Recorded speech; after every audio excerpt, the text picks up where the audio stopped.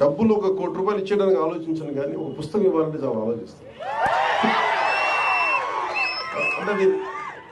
అంటే పుస్తకాన్ని ఇవ్వాలి అంటే నిజంగా నా సంపదను ఇచ్చేసి, అంటే నా కర్ణుడి కవచకుండలాలు ఎలా కోసేస్తే బాధపడుతుందో నాకు తెలియదు, కానీ నా పుస్తకం ఇవ్వాలంటే మటుకు చాలా కింద మీద పడిపోతాను. ఇవ్వాలి అందుకని ఏంటంటే కొంతమంది అడిగినప్పుడు, ఈవెన్ నా పిల్లలు అడిగినప్పుడు కూడా వాళ్ళకి కావాలని ఇంకో కాపీ కొనిచ్చిస్తాను తప్ప నా పుస్తకాలు ఇవ్వడానికి ఇబ్బంది పడతాను. అంత మమకారం నా పుస్తకాలు.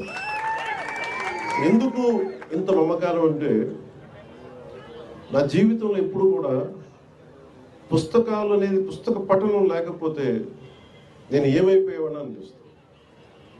నేను ఇంటర్వ్యూని కూడా ఎందుకు మధ్యలో ఆపేశానంటే చదువుకోలేక కాదు, మార్క్స్ తెచ్చుకోలేక కాదు, బాగా చదివేవాడిని. కానీ ఎందుకంటే నేను కోరుకుంటున్న చదువు పుస్తకాల్లో లేదు, క్లాస్ రూమ్లో లేదు. అందుకు నేను ట్యాగూర్ గారి ప్రేరణతోటి, అంటే రవీంద్రనాథ్ ఠాగూర్ స్కూల్కి వెళ్ళకుండా ఇంట్లోనే కూర్చొని నేర్చుకున్నారంటే అది నేను కూడా ప్రేరణ తీసుకొని ఆయనలాగే చెట్లు చేమలు మొక్కలు చూస్తాం. మా దగ్గరికి అంత లగ్జరీ లేదు, పెద్ద ఉద్యానవనాలు లేవు. మాకున్న 2 రోజా మొక్కలతో కుండీలను చూస్తాం. పుస్తకాలు పెట్టుకొని, క్లాస్ పుస్తకాలు పెట్టుకుని రోజా పువ్వులను చూస్తాం ఉండిపోయాడు. ఎట్లా ఎగ్జామ్స్ ఫెయిల్ అవుతాం కదా, ఖచ్చితంగా చూస్తూ ఉంటాం.